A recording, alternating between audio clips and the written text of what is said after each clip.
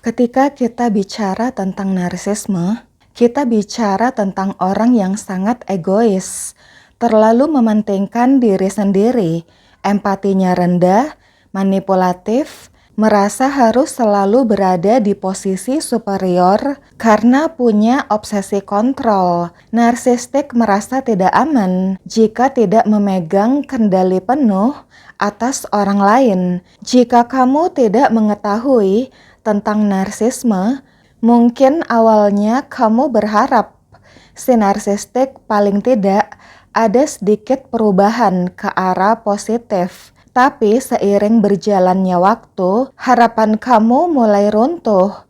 Hidup bersama atau berinteraksi terus-menerus dengan seorang narsistik bukan sekedar masalah kecil. Kamu akan sering mengalami sikap kejam, entah itu kekerasan atau kebencian, dari yang level kecil sampai yang traumatis. Narsistik sengaja melakukannya, tidak ada penyesalan. Narsistik tidak peduli seberapa hancurnya kamu akibat perbuatannya. Bagi narsistik, kamu hanyalah alat untuk mencapai tujuannya. Percuma saja jika kita menunggu permintaan maaf dari si narsistik, karena narsistik tidak memiliki kesadaran diri, self-awareness. Mereka tidak akan pernah mengakui kesalahan, karena itu akan merusak citra superioritas mereka. Nah sekarang, mari kita telusuri anatomi sikap kejam narsistik menurut Dr. Les Carter. Mulai dari pola pikirnya hingga ke manifestasi perilakunya. Oke, yuk kita bahas. Nah guys, narsistik bukan hanya berbohong kepada orang lain. Narsistik juga membohongi dirinya sendiri. Loh, maksudnya gimana? Jadi, narsistik disebut membohongi dirinya sendiri pada saat si narsistik mengalami distorsi kognitif. Distorsi ini bisa dibilang sebagai mesin yang menjaga harga diri si narsistik yang rapuh agar tetap terlihat kokoh. Salah satu distorsi kognitifnya adalah dengan menciptakan realitas alternatif untuk menyaring realitas yang tidak sesuai dengan citra diri si narsistik. Realitas alternatif ini adalah sudut pandang yang menyimpang. Si narsistik menciptakan dunia dalam pikiran mereka yang berisi aturan-aturan berdasarkan bias apa yang disukai si narsistik, di mana mereka adalah raja yang tidak pernah salah, dan siapapun yang menantang realitas itu akan diperlakukan dengan kejam tanpa ada rasa bersalah sedikit pun. Jadi, saat si narsistik bersama kamu, pikiran mereka ada di realitas yang mereka buat sendiri. Misalnya, si narsistik menciptakan narasi di mana mereka adalah pahlawan atau korban, dan mereka benar-benar percaya pada kebohongan itu. Mereka tidak jujur pada fakta maupun pada nurani mereka sendiri. Kemudian, narsistik sangat terpengaruh oleh suasana hatinya. Mereka cenderung sulit berpikir dengan kepala dingin. Selain itu, narsistik cenderung tidak peduli pada kebijaksanaan, rasa keadilan, dan daya pertimbangan. Daya pertimbangan adalah kemampuan kognitif seseorang untuk menganalisis situasi, menilai resiko, dan mengambil keputusan yang paling tepat atau bijaksana. Itulah sebabnya si narsistik dengan mudahnya menolak logika jika suasana hatinya sedang buruk. Jika si narsistik sedang marah, maka kamu pasti salah, tidak peduli apa faktanya. Inilah sebabnya mengapa berdebat dengan narsistik Terasa seperti ngomong sama black hole. Suara kamu gone. Selanjutnya, bagi narsistik, hubungan adalah kompetisi. Mereka tidak mengenal hubungan yang setara. Agar si narsistik merasa superior, unggul, maka narsistik akan bersikap kejam kepada kamu atau melakukan manipulasi terhadap opini publik supaya kamu, korbannya, jatuh ke posisi inferior, rendah. Nah guys, teman-teman pasti tahu kalau narsistik nggak mau dengerin kata-kata kita sedikit pun. Entah itu cuman pendapat atau bahkan saran untuk membantu si narsistik. Dia nggak mau denger, saking keras hatinya.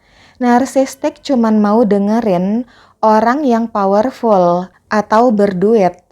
Padahal saran kita sama dengan orang tajir tersebut. Tapi pas kita ngomong, dicuekin, dianggap bisikan goib.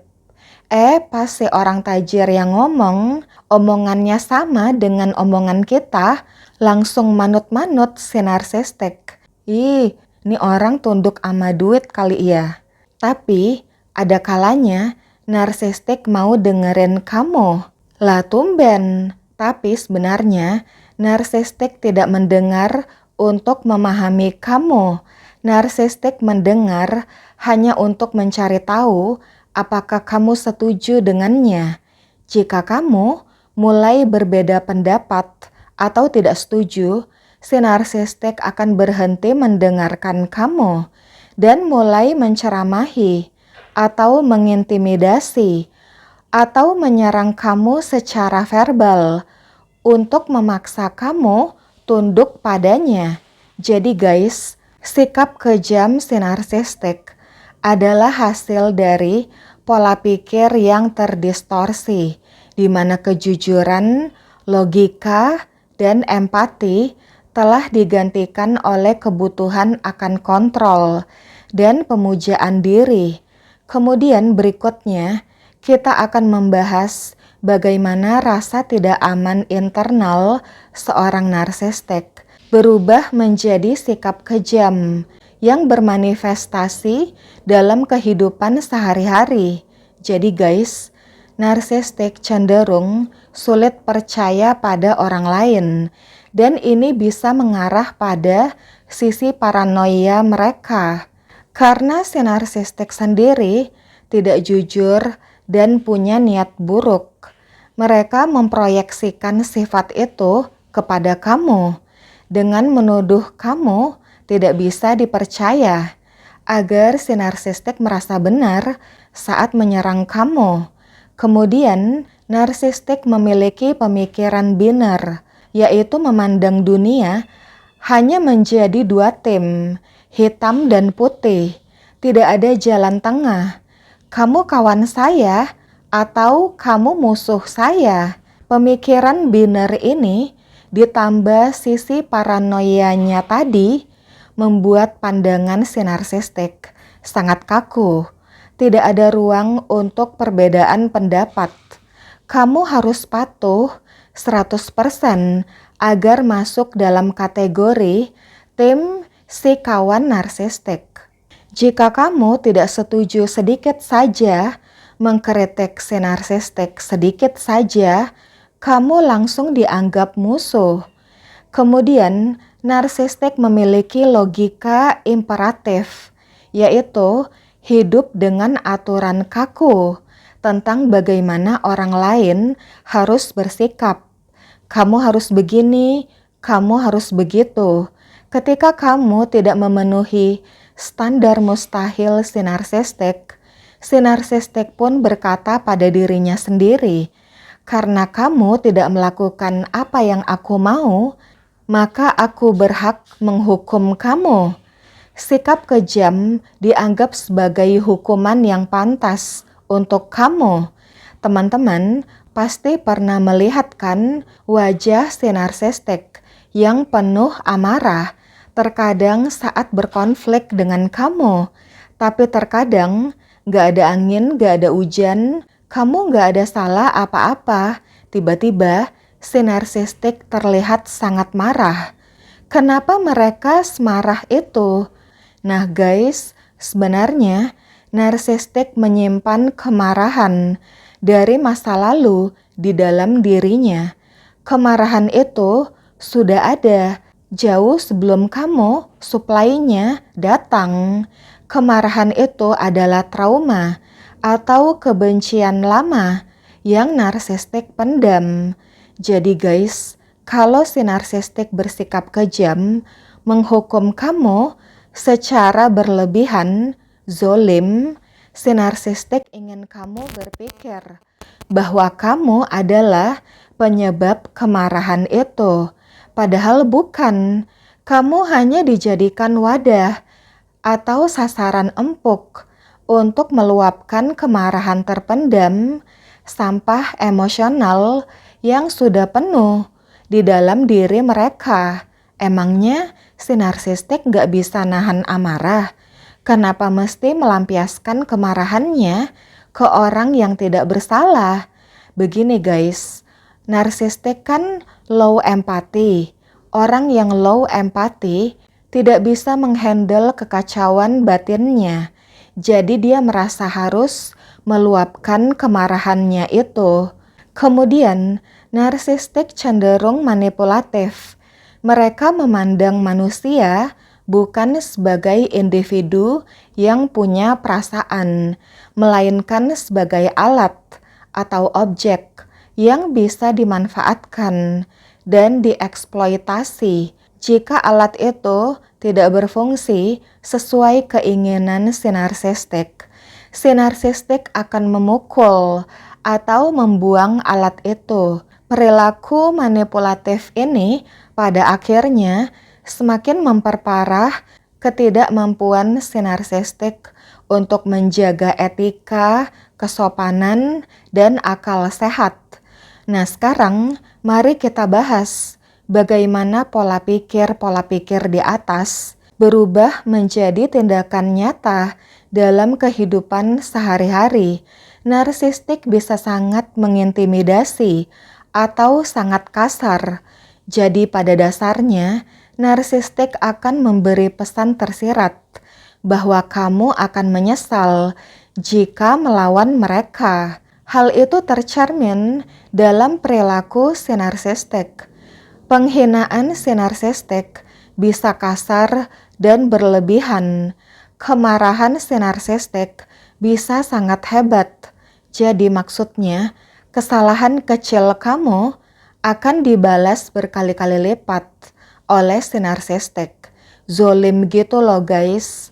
Narsistik akan menghukum kamu ketika kamu tidak melakukan hal-hal yang sudah diatur olehnya. Misalnya, di suatu pagi, kamu merapikan barang-barang si narsistik supaya nggak berceceran, nggak hilang-hilangan. Tapi lupa, nggak langsung ngasih tahu ke si narsistik kamu naruh barang-barang itu di mana. Nah, di sore harinya, si narsistik lagi bad mood, terus lagi buru-buru, nggak sabaran. Barang-barangnya dia nggak tahu di mana. Akhirnya ngamuk. Bahkan setelah kamu minta maaf dan jelasin pun, si narsistik masih bisa marah. Kata-kata si narsistik tajam dan seringkali membesar-besarkan kesalahan kecil kamu. Kalau orang biasa, kayaknya nggak perlu deh marah-marah kayak gitu. Atau hal sepele lainnya, kalau kamu langgar, kamu nggak melakukan persis seperti yang narsistik inginkan, narsistik bisa marah, seolah-olah kamu melakukan kesalahan besar. Mungkin salah satu penyebabnya karena bagi narsistik, perbedaan adalah sesuatu yang sangat mengancam. Ini akibat pemikiran biner tadi, dan mereka merasa harus membuat kamu patuh supaya tidak melakukan perbedaan itu. Seolah-olah kita harus tahu isi kepala si narsistik. Kita harus mematuhi isi kepala si narsistik. Kemudian Jika si narsistik tidak bisa mengontrol kamu, mereka akan mengontrol cara orang lain memandang kamu melalui fitnah dan gosip, smear campaign, kepada siapapun yang mau mendengar untuk merusak reputasi kamu, merusak karakter targetnya seringkali menjadi jurus andalan si narsistik. Narsistik berhati dingin ketika menunjukkan betapa tidak senangnya dia, entah itu dengan silent treatment atau bersikap kasar. Terkadang si narsistik benar-benar melakukan kekerasan, baik secara fisik, melempar barang, atau merusak barang-barang berharga untuk menciptakan rasa takut yang konstan di hati kamu, supaya kamu tunduk. Kemudian implementasi sikap kejam lainnya, misalnya menghina dan mempermalukan kamu. Lalu saat kamu membalas karena merasa tersinggung, si narsistik pun bersembunyi di balik kalimat, "Cuman bercanda kok."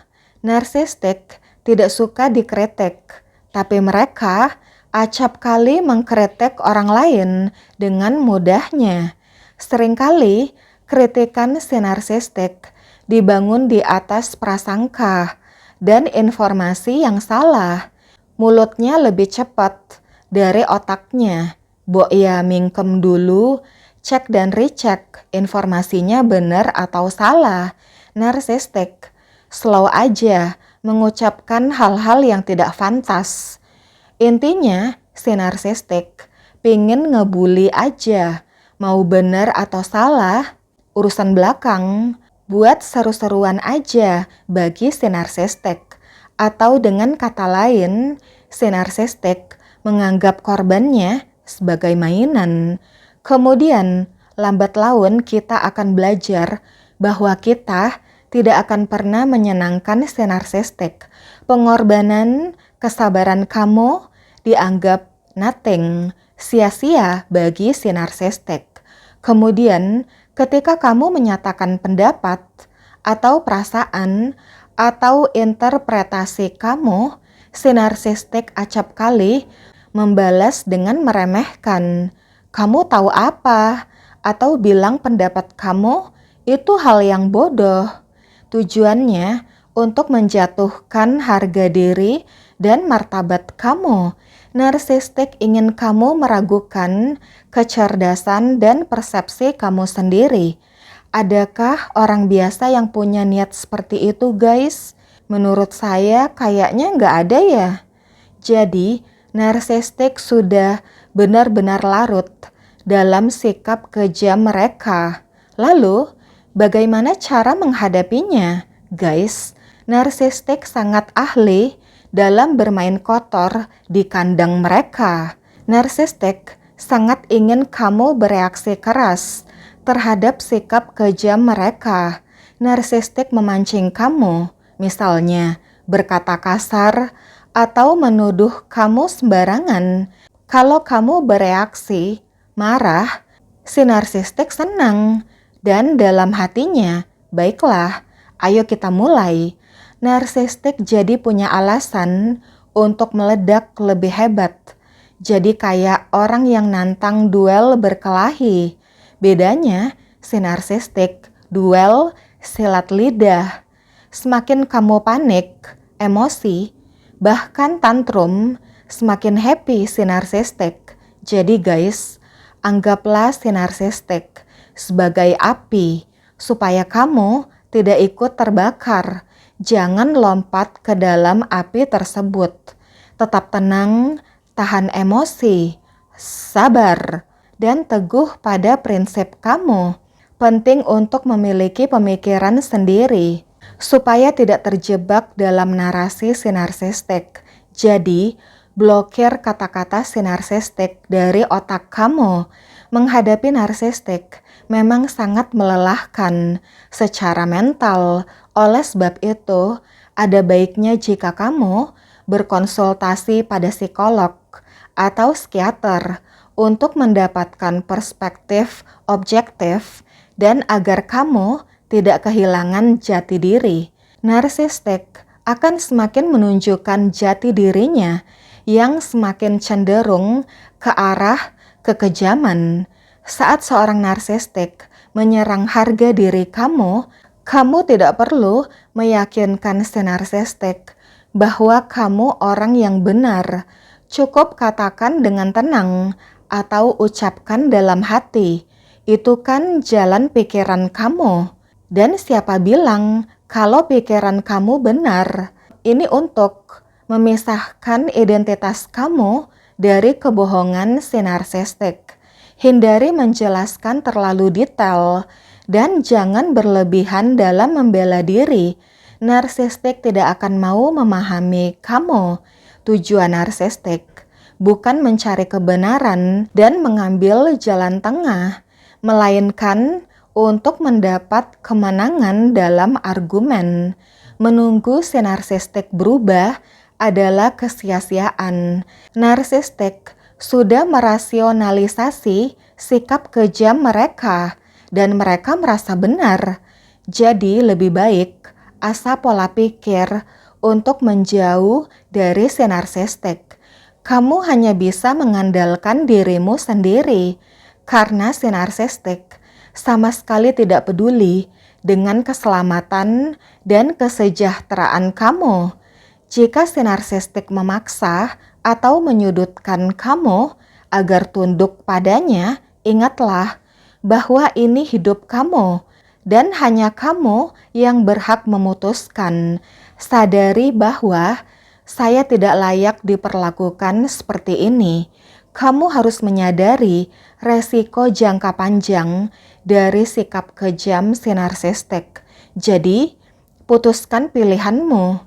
Kemudian, narsistik seringkali mengisolasi korbannya agar si korban merasa bingung dan tidak punya dukungan. Jadi guys, jangan merahasiakan sikap kejam si narsistik. Rasa malu adalah alat kontrol si narsistik.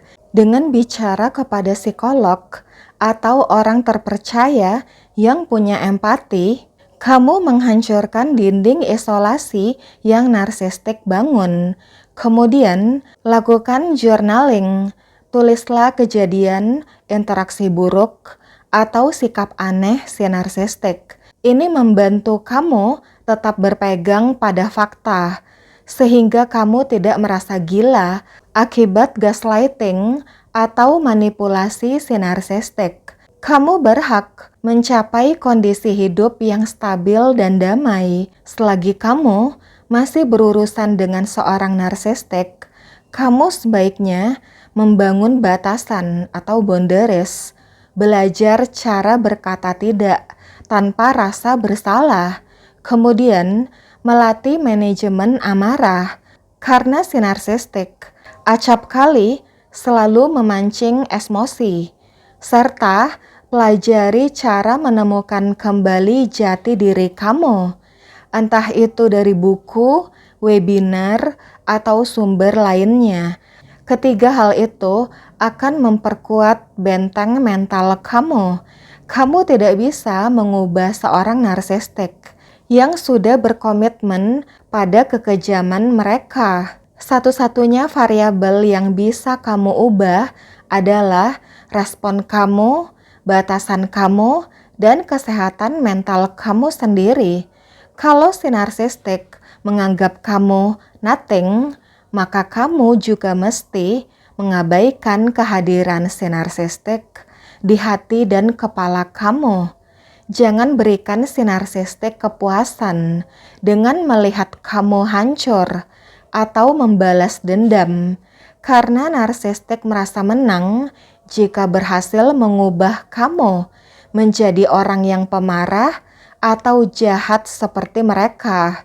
Sebaliknya, rebut hidup kamu kembali dengan mencapai ketenangan, kemandirian, dan dukungan dari orang-orang yang sehat secara mental. Oke guys, thanks for watching. See you. Bye.